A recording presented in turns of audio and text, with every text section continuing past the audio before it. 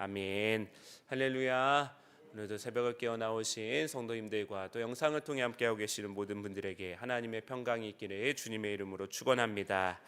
오늘 말씀의 제목은 십계명, 하나님이 주신 말씀입니다. 십계명, 하나님이 주신 말씀입니다. 성경에는 십계명이 두 번 등장합니다. 오늘 본문 말씀인 출애굽기 20장과 신명기 5장에 각각 등장합니다. 사실 십계명이라고 하는 호칭은 하나님이 직접 주신 표현은 아닙니다. 이 명칭을 성경을 기록한 저자가 하나님이 주신 말씀을 십계라고 풀어서 등장한 단어입니다. 출애굽기 34장 28절, 또 신명기 4장 13절, 10장 4절에 등장하는 십계명은 10마디의 말씀이다라고 하는 뜻을 가지고 있습니다. 구약 성경에는 십계명 말고 수많은 법들이 등장합니다. 언약법, 성결법, 제사법, 그리고 신명기 법정들이 대표적입니다. 이러한 법들은 모두 이스라엘 백성들이 모세를 통해서 간접적으로 받은 말씀입니다. 예를 들어서 출애굽기 20장 22절 말씀에 보면 여호와께서 모세에게 이르시되 너는 이스라엘 자손에게 이같이 이르라 내가 하늘로부터 너희에게 말하는 것을 너희 스스로 보았으니 라고 하면서 하나님께서 모세를 통해서 언약법에 대해서 말씀하십니다. 그러니까 모세는 이 중재자 역할을 하면서 하나님이 주신 말씀을 이스라엘 자손들에게 전달하는 역할을 하고 있습니다. 그런데 십계명은 다릅니다. 하나님이 이스라엘 백성들에게 직접 주고 있는 말씀으로 등장하고 있습니다. 오늘 본문 말씀 1절에 하나님이 이 모든 말씀으로 말씀하여 이르시되, 십계명이 하나님께서 직접 이스라엘 백성들에게 주신 법이다 강조를 하고 있습니다.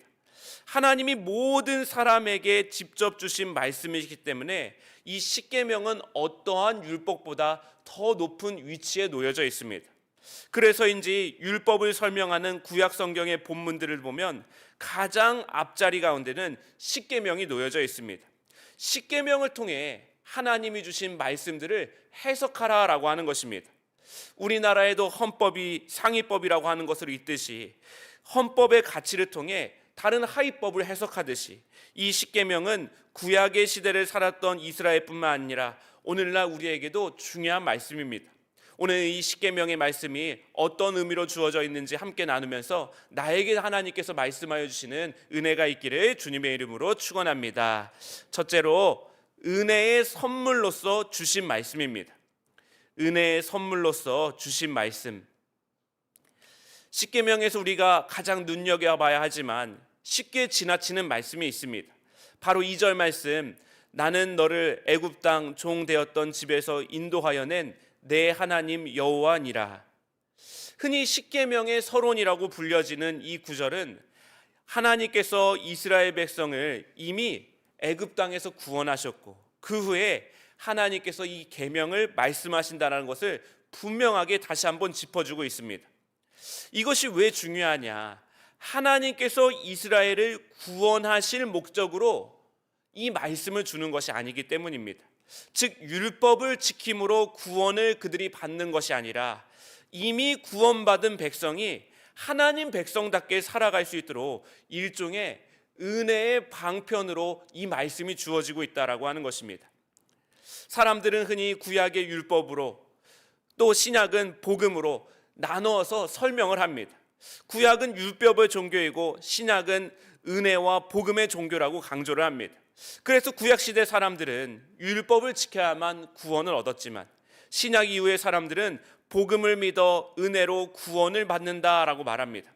그러나 오늘 본 말씀 2절 말씀은 이러한 구분은 잘못된 것이다라고 이야기합니다. 이스라엘 백성들이 구원받은 것은 그들이 율법을 잘 지켜서가 아니라 순전히 하나님의 은혜 덕분이었다라고 말합니다. 이집트 바로의 노예로 살던 이들이 하나님께서 그들의 의사도 묻지 아니하시고 그들을 노예에서 자유민으로 해방을 시키셨습니다. 따라서 이 십계명의 핵심은 율법이 구원을 얻기 위한 방편, 즉 구원에 관한 법이 아니라 하나님의 백성이 되기 위한 은혜의 방편, 즉 성민법이라고 말씀하고 있는 것입니다. 사도 바울은 우리가 은혜를 얻기 전의 모습이 이러하였다라고 말합니다. 디모데전서 3장 3절 말씀에 우리도 전에는 어리석고 순종하지 아니하고 미혹을 당하고 악의와 시기심을 가지고 살고 남에게 미움을 받고 서로 미워하면서 살았습니다. 부정할 수 없었던 우리의 과거의 모습입니다. 조금만 비가 많이 오면 범람하는 하천처럼 우리의 마음은 늘 위태로웠다라고 하는 것입니다. 하지만 우리 안에 은혜가 머물게 될 때 삶이 새로워집니다.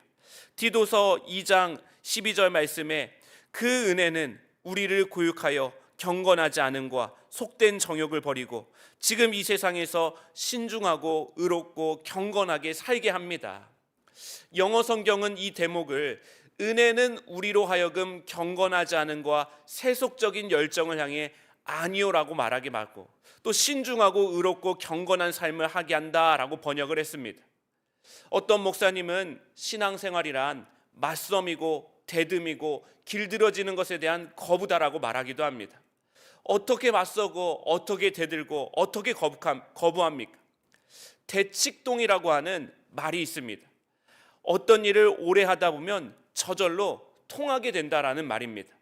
한 자리에 깊이 뿌리를 내리는 것, 즉 마음을 오로지 하나로 모아가지고 흔들리지 않는 한 가지를 붙잡는 것, 이것이 바로 하나님께서 십계명으로 말씀하여 주신 내용이라고 하는 것입니다.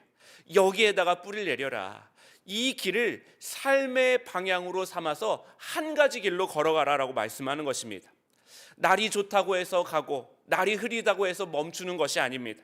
이런저런 시련이 찾아올 수도 있지만 그래도 주의 말씀을 정신으로 굳게 붙잡고 있을 때 흔들리더라도 이 길을 끝까지 걸어가야 한다라고 말씀하고 있는 것입니다. 오늘 저와 여러분의 삶 가운데 하나님이 주신 은혜의 선물, 즉 하나님 말씀에 정신이 붙들려 메어져서 한 가지 길로만 온전히 갈 수 있는 귀한 은혜가 있기를 주님의 이름으로 축원합니다. 둘째는 나에게 찾아오신 말씀입니다. 나에게 찾아오신 말씀. 3절 말씀입니다. 너는 나 외에는 다른 신을 내게 두지 말라. 십계명의 1계명은 사실 이 십계명의 전체 핵심이라고 말할 수가 있습니다. 사실 이 말씀 때문에 기독교는 공격을 받기도 합니다. 배타적이다, 타 종교에 비해서 배려나 존중이 없다라고 이야기합니다. 우리는 하나님이 세상의 유일한 분이라고 믿고 고백하지만 사실 고대 세계에서는 다신교가 유행이었습니다. 신이 많았다라고 하는 말인 동시에 신에 대한 사람들의 인식이 다면적이었다라는 뜻입니다. 각각의 신들은 주관하는 지역과 역할이 따로 있었습니다. 그리스 신화만 봐도 최고의 신인 제우스 아래 다른 자기 나름대로의 장소와 주특기를 가지고 있는 신들이 있었습니다. 우리는 오늘 3절의 말씀을 단순히 이 말씀 한 구절로만 따로 떼어내서 해석하는 것이 아니라 이 말씀에서 대조되고 있는 나와 다른 신이라고 하는 단어 속에 숨겨진 뜻을 헤아려 볼 필요가 있습니다. 여기서 나는 어떤 사람입니까? 이집트 바로의 압제 아래에 얼마 전까지 있었던 사람입니다. 세상에서 짓밟힌 사람들, 주변부로 내몰린 사람들, 내일에 대한 희망이 없이 살아갔던 사람들, 억울해도 항의조차 할 수 없었던 사람들, 그런 것을 숙명으로 받아들이고 살고 있었던 그 사람들에게 하나님이 찾아와서 말씀하여 주셨다라고 하는 것입니다. 그들의 살 권리를 회복하여 주시고 그들의 가슴에 잃어버렸던 자유에 대한 꿈을 심어주셨고 출애굽 공동체는 그런 하나님만을 섬기는 공동체자라고 말씀하고 있습니다. 그렇기 때문에 그들은 다른 신을 찾아갈 수 있는 것이 아닙니다. 다른 신을 섬기지 않아도 되는 것입니다. 아니, 이런 하나님을 두고 다른 신을 쫓아간다는 것은 정말 어리석은 일입니다. 여러분, 고대의 다른 신들은 어떤 신들이었습니까? 그 신들은 나에게 찾아오는 신이 아니라 특정 사람에게만 특정한 질서를 정당해주는 이데올로기로 작동했던 신들이었습니다. 다시 말해서 가진 자들, 힘 있는 자들이 누리고 있는 것을 더 강화시켜주는 그런 신이었다라고 하는 것입니다. 이 신들은 계급이 정당하다라고 말합니다. 노예로 살아가는 것은 그들이 노예로 태어났기 때문이고 신이 정한 질서니 순응하고 살라라고 가르쳤습니다. 그래서 몇몇 사람들, 특정 사람들에게만 말하는 신이었다라고 하는 것입니다. 그런데 하나님은 다르십니다. 계급이 숙명이 아니라고 말씀하십니다. 하나님의 형상이라고 하는 평등한 존재의 가치가 그들의 유일한 정체성이라고 말씀하십니다. 특정 제사장, 특정 계급, 특정 기득권자만 하나님의 말씀을 듣는 것이 아니라 모든 이들에게 하나님께서 십계명으로 말씀하여 주셨다라고 하는 것입니다. 너희는 모두 제사장 나라다. 하나님의 거룩한 백성이다. 하나님의 소유된 백성이다라고 하는 말씀에서 누구도 제외되지 않았던 것입니다. 이뿐만 아니라 하나님은 고아와 과부와 나그네의 살 권리를 확보해 주는 것을 가장 거룩한 행위로 여기시는 하나님이셨습니다. 이방 여인 하갈이 집에서 쫓겨나 눈물로 호소할 때 하나님은 그 미천한 삶의 자리에 찾아가셔서 그에게 직접 말씀하신 하나님이셨다라고 하는 것입니다. 그 하나님을 두고 기독교는 배타적이다, 편협하다, 과연 말할 수 있을까요? 성경은 3절 말씀만 기록되어 있는 것이 아니라 공평과 차별 없음과 인애와 긍휼의 하나님이라고 하는 말씀의 흐름 속에서 이 3절 말씀이 기록되어져 있는 것입니다.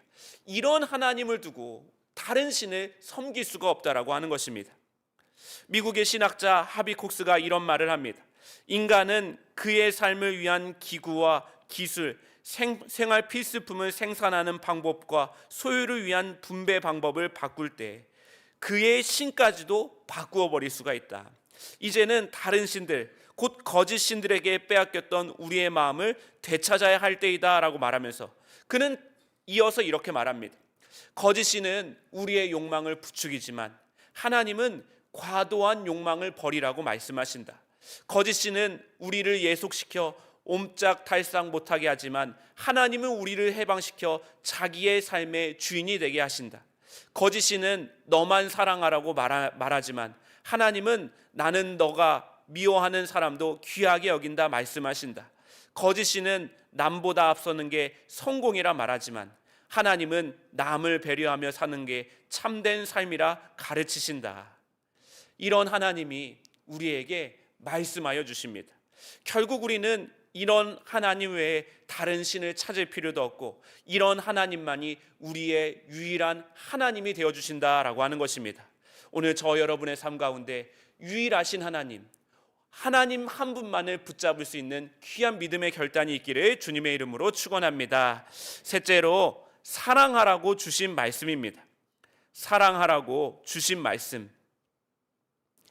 우리가 잘 알듯이 십계명은 하나님 사랑, 이웃 사랑이라고 하는 큰 두 가지 축으로 이루어진 말씀입니다.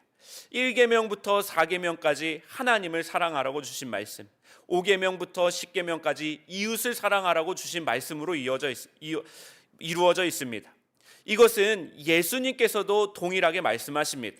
마태복음 22장 37절에서 40절 말씀에 내 마음을 다하고 목숨을 다하고 뜻을 다하여 주 너의 하나님을 사랑하라 하셨으니 이것이 크고 첫째 되는 계명이요 둘째도 그와 같으니 내 이웃을 내 자신같이 사랑하라 하셨으니 이 두 계명이 온 율법과 선지자의 강령이리라.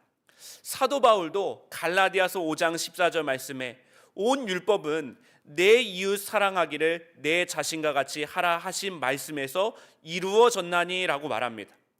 야고보 장로도 곧 같은 말을 합니다. 야고보 장로도 야고보서 2장 8절 말씀에 너희가 만일 성경에 기록된 대로 내 이웃 사랑하기를 내 몸과 같이 하라 하신 최고의 법을 지키면 잘하는 것이거니와 라고 말합니다. 다만 차이점이 있다면 예수님께서는 두 계명, 하나님 사랑과 이웃 사랑을 말씀하셨는데 신약의 초대교회에서는 두 계명을 하나의 계명으로 압축해 버립니다. 그것이 무엇이냐? 이웃 사랑이 십계명의 정신이라고 아예 한 가지로 요약하고 있는 것입니다. 하나님을 사랑하면서 이웃을 외면할 수 없다라고 말합니다. 이 둘은 뗄래야 뗄 수 없는 관계여서 아예 하나님을 사랑하는 것은 기본 상수이고 그 율법을 행하기 위해서 이웃 사랑을 해야 된다라고 한 가지로 정리하고 있는 것입니다. 십계명의 근본 원리는 그래서 이웃사랑이고 기독교의 핵심 원리도 이웃사랑이다라고 감히 말할 수가 있는 것입니다. 알버트 슈바이처는 기독교의 최대 이단은 가르침과 교리의 오류가 아니라 사랑하지 않는 것이 최대의 이단이다라고 말하였습니다. 우리가 십계명이라고 하는 말씀을 대하면서 우리 스스로에게 던지고 새겨야 하는 것은 정말 우리도 사랑하고 있느냐 스스로 물어봐야 한다라고 하는 것입니다. 우리는 아침마다 거울을 들여다봅니다. 남자들은 면도를 하기 위해, 여자들은 화장을 하기 위해 거울을 들여다봅니다. 우리에게 비춰진 그 거울의 모습은 어떠합니까? 어떨 때는 참 아름답다라고 할 수도 있는데, 어떤 사람들은 거울 속에 비친 자기 자신을 보며 1살, 2살 나이 먹어간다는 것을 실감하면서 어쩔 때는 내가 낯설게 느껴질 때도 있다라고 말합니다. 주님은 길가에 흔한 무화과 나무를 보시며 정말 저 나무가 열매를 맺을 수 있을까 한탄하셨습니다. 왜 그렇게 되었을까요? 마음과 뜻과 정성을 다해 하나님을 사랑하지 않고 이웃을 사랑하지 않아서 하나님 말씀에 비춰진 모습들이 낯설게 느껴졌기 때문입니다. 우리가 아까 불렀던 찬송가 540장 2절의 가사에 주여 넓으신 은혜 베푸사 나를 받아주시고 나의 품은 뜻은 주의 뜻같이 되게 하여 주소서라고 고백을 했습니다.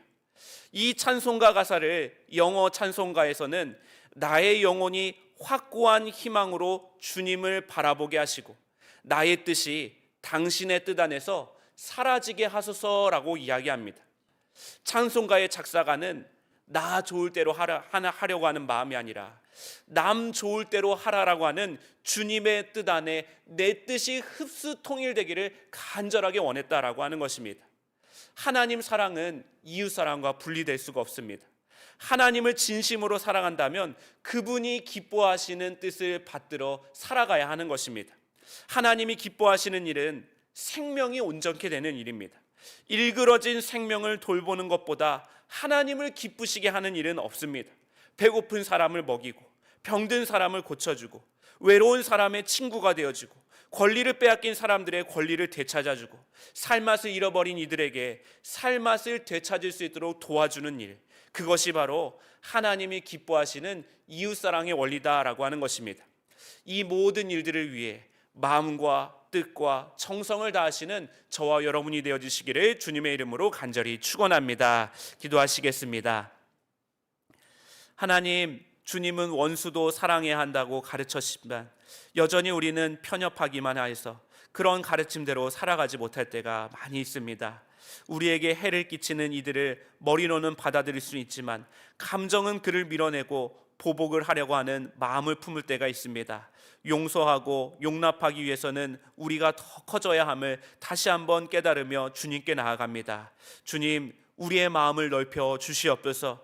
주님의 사랑으로 우리의 마음 가운데 임하여 주시옵소서. 그 사랑 안에 머물며 세상의 모든 얽힐 것들을 풀어내는 평화의 사람으로 살게 하여 주시옵소서.